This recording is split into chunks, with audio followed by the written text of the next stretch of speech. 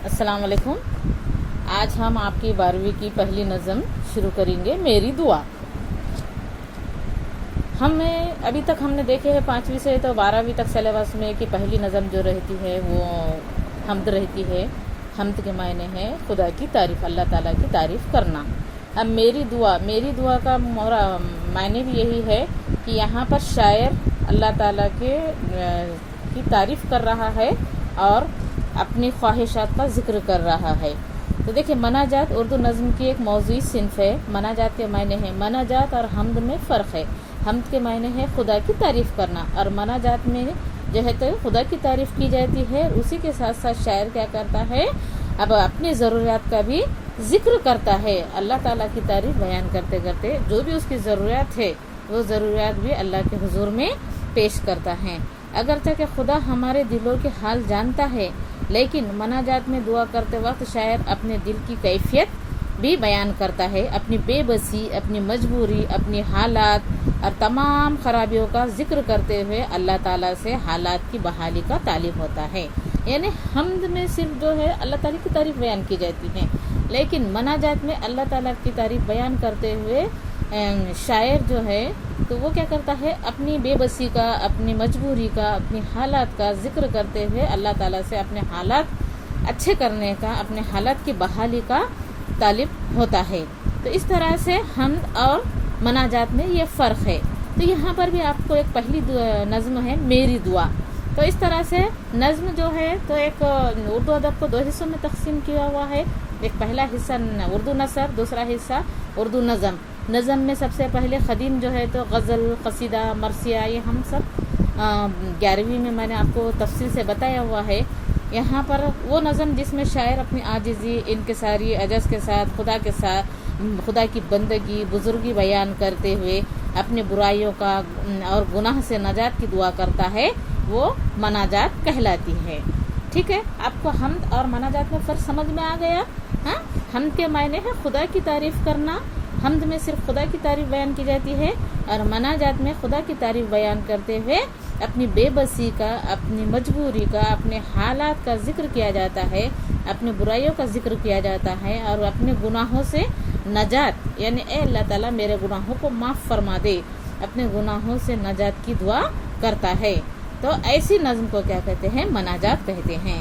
تو دیکھیے یہاں پر اس نظم میں بھی شاعر کیا ہے، پہلے شروع تو اللہ کی تعریف کر رہا ہے. تو وہ خدا تو وہ ہے جو ہر ایک کی بگڑی سنوار دے، میری مراد بھی میرے پروردگار دے، کونے میں دلیل نہ کر سب کو روبرو، ایما و عیش و دولت و عز و خار دے، تیرا حکم مانگ ہر ایک چیز مجھ سے مانگ، میری دعا کے میرے پروردگار دے، دل کو میرے ہر ایک طرح مطمئن بنا دے، غم دے تو غم کے ساتھ کوئی غم گسار دے. اے اللہ تعالیٰ تو ہر بگڑی کو بنا دے، یعنی اللہ تعالیٰ سب کے دلوں کا حال جاننے والا ہے. اللہ تعالیٰ میرے حالات جو بگڑے ہوئے ہیں اس کو بنا دے، میری مراد بھی میرے پروردگار. اے اللہ تعالیٰ میری کیا مراد ہے، کیا خواہش ہے، وہ تو سب جانتا ہے، سب کے دلوں کو جانتا ہے. کسی کونی، یہ دکنی لفظ ہے، کسی کے سامنے مجھے ذلیل مہ کر، کسی کے روبرو، کسی کے سامنے مجھے ذلیل نہ کر. ایمان و عیش کی، یعنی ہر مسلمان کے دل میں کیا ہے، ایمان کی دولت دے، ایمان سے اس کے دل کو پر کر دے، عزت دے، دنیا میں عزت دے، وقار بخش دے.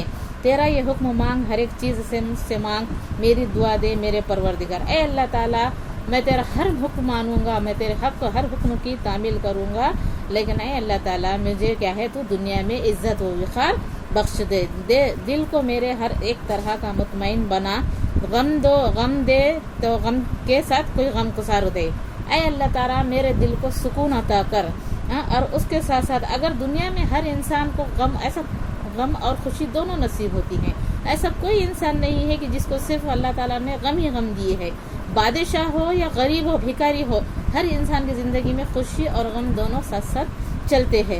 تو یہاں پر انہیں کہتا ہے کہ شاعر کہتا ہے کہ اے اللہ تعالیٰ اگر غم دیا تو اس غم کو بانٹنے والا، یعنی میں اپنا غم کسی کے سامنے بانٹ سکوں، ایسا غم کو سار بھی دے. آنکھوں کو ایسی لذت دیدار ہو نصیب ہر دم جو مجھ کو کیف میں خوشگوار دے. میرے آنکھوں کو ایسی خوشگوار ماحول، ایسا لمحہ نصیب کر، ایسی چیزیں میں دیکھوں جس سے کیا ہے میرا دل مطمئن ہو، ہر دم مجھ کو کیف میں خوشگوار ہو، ہر دم مجھے صرف کیا ہے اچھا خوشگوار ماحول، خوشگوار موسم میسر دے، محفوظ رکھ فریب سفید و سیاہ سے، گردش مجھ کو ذلیل گردش لیل و نہار دے، زمانے کی گردش سے، یعنی آج زمانے میں مکاری عیاری بہت بڑھ گئی ہے، تو ایسے لوگوں سے، ایسے ذلیل و خوار لوگوں سے مجھے محفوظ رکھ، ایسے لوگوں کے سامنے مجھے ذلیل مت کر۔ دنیا میں کچھ بھی قدر محبت نہیں رہی، نالا جگر گداز و نفس شعلہ بار دے، دنیا میں صرف چاروں طرف جھوٹی ہی جھوٹی محبت ہے، اے اللہ تعالیٰ اس لیے ایسے جھوٹ مکر فریب ایسے لوگوں سے مجھے کیا ہے دور رکھ۔ داتا کی شان یہ ہے کہ جاری ہو اس کی دین، سائل کا شیوا یہ ہے کہ دامن پسار دے۔ سائل کی میننگ کیا ہے؟ فقیر ہے، کیف یعنی نشہ، جگر گداس یعنی متاثر کرنے والا، بقائے دوام یعنی ہمیشہ کی زندگی۔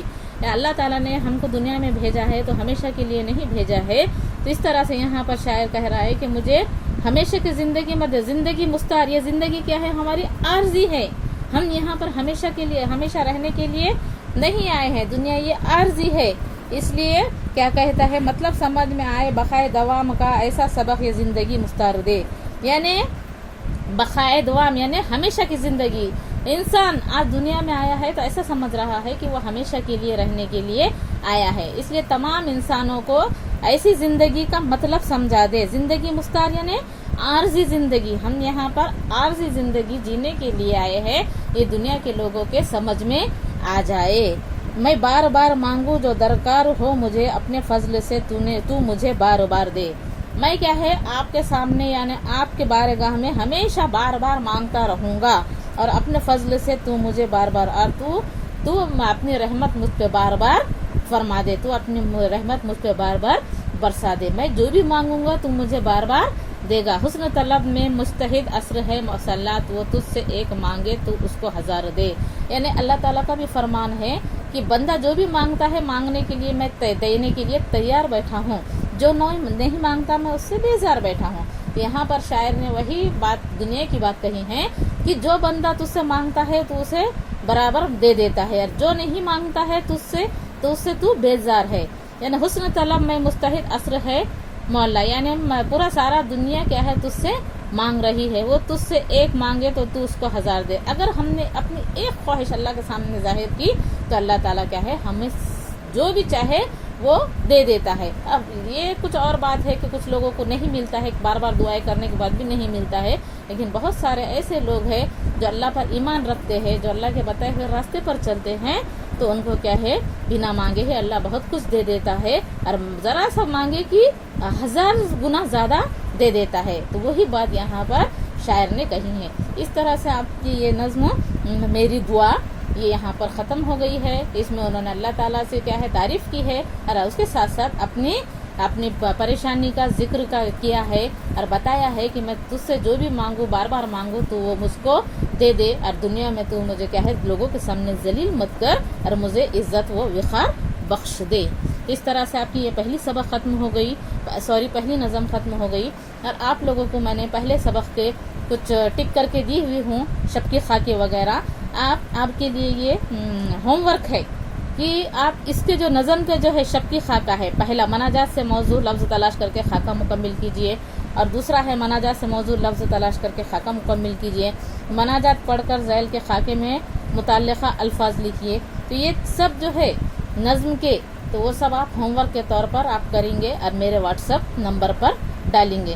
جو بچہ پہلے ڈالیں گا اس کو ایک کیا کہیں گے میرے طرف سے 5 پوائنٹ زیادہ ملیں گے۔ ٹھیک ہے، خدا حافظ۔